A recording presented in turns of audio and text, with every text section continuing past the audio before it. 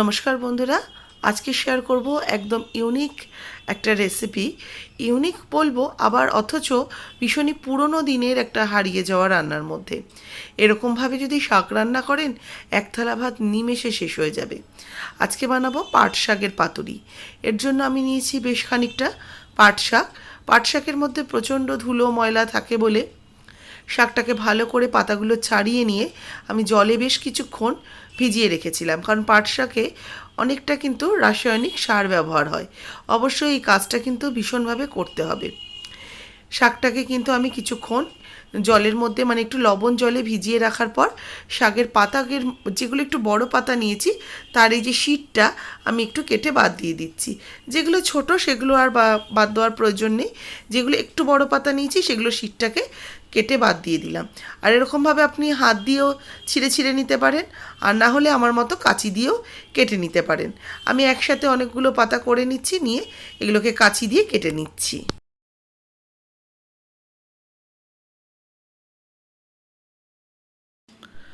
যেহেতু আমি খুব মিহি করে কোচাবো না শাকটাকে, সেই জন্য কাঁচি দিয়েই কেটে নিচ্ছি। আর এটা খুব একটা মিহি করে কোচানোরও প্রয়োজন নেই। আমি প্রথমেই বললাম হাত দিয়েও ছিঁড়ে ছিঁড়ে নিতে পারেন, তাছাড়া এরকম কাঁচি দিয়েও কেটে নিতে পারেন। এই কাটা শাকটাকে একটা থালার মধ্যে আমি প্রথমে নিয়ে নেব।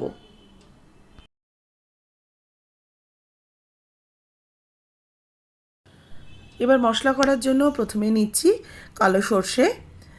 কালো সর্ষে নিচ্ছি 2 চামচ। আর নেব পোস্ত। পোস্ত নিচ্ছি 2 চামচ। এর সাথে ঝাল অনুসারে কাঁচা লঙ্কা কয়েকটা অ্যাড করলাম। একটুখানি লবণ দেব, যেহেতু সর্ষে বাটছি অল্প একটু লবণ দিয়ে দিলাম। আর সামান্য একটু জল দিয়ে আগে একটা ভিজিয়ে নিয়ে এটাকে একদম মিহি করে বেটে নেব।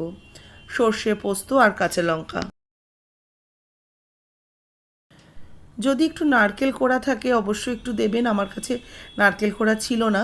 নারকেল কোড়ানোটাও কিন্তু নারকেল কিন্তু ভীষণই ইম্পর্টেন্ট একটা উপকরণ।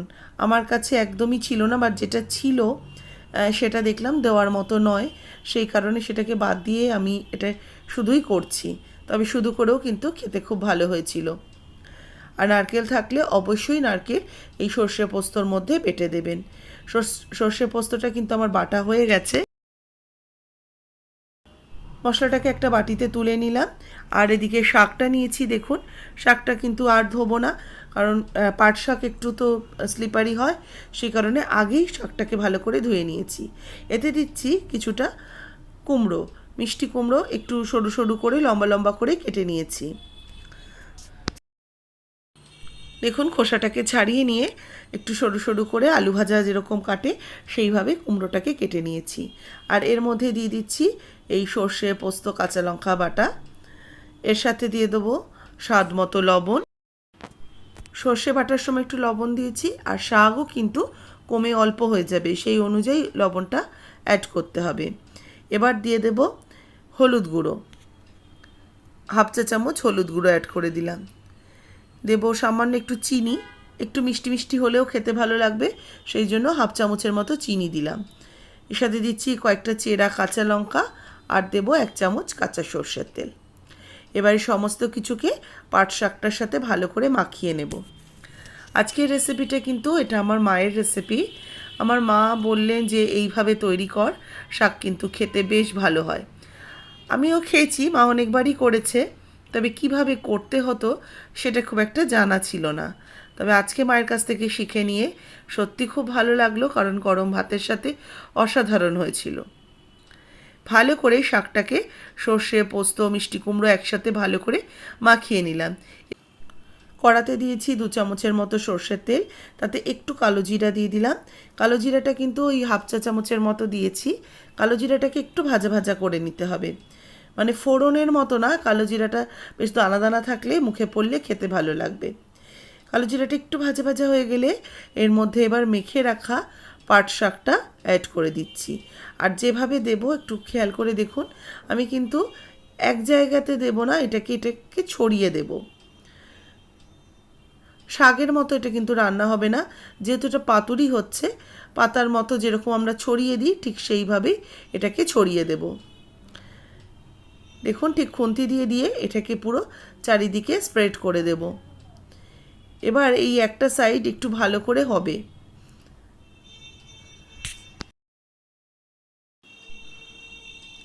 এবার একটু ঢাকা দিয়ে দেবো যাতে কুমড়োটাও একটু নরম হয়ে যায়। আঁচটাকে কিন্তু মিডিয়ামে রাখবো। মিডিয়ামে আঁচ রেখে মিনিট 5 রেখে দিয়েছিলাম ঢাকা দিয়ে। আস্তে আস্তে কিন্তু শাক থেকেও বেশ খানিকটা জল বের হয়েছে, আর তলার দিকটা কিন্তু একটু বেশ পোড়া পোড়া হয়েছে। এবার ঠিক এইভাবে খুন্তি দিয়ে দিয়ে আমি উল্টে দেব। এক পিঠটাকে উল্টে আরেক পিঠ হতে দেব। দেখুন ঠিক এইভাবে করে দিলাম, আর ঢাকা চাপা দেব না। এবার আঁচ মিডিয়ামে রেখে এটাকে সেম প্রসেসে কিছুক্ষণ এপিট ওপিট করে ভেজে নেব, বেশ যতক্ষণ না একটু পোড়া পোড়া হচ্ছে।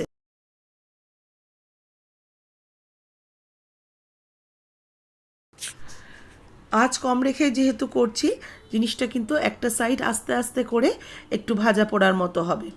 এটা একটু সময় ধরে আস্তে আস্তে করতে হবে। মোটামুটি এগুলো করতে সময় লেগেছে আমার 7 থেকে 8 মিনিটের মতো। দেখুন একটা পিঠ বেশ আস্তে আস্তে ভাজা ভাজা হয়ে গেছে। এবার এটাকে নামিয়ে সার্ভ করে নেব। একদম তৈরি হয়ে গেছে পাট শাকের পাতুরি। এখন বাজারে কচি কচি পাট শাক নতুন উঠছে। অবশ্যই এই পাতুরির রেসিপিটা বাড়িতে একদিন করুন।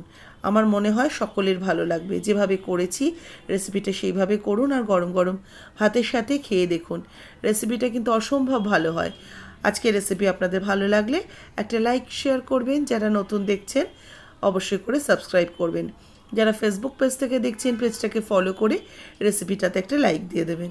আর কেমন লাগলো আজকের রেসিপি এই পাট শাকের পাতুরি সেটা অবশ্যই করে কমেন্টস বক্সে জানাতে ভুলবেন না।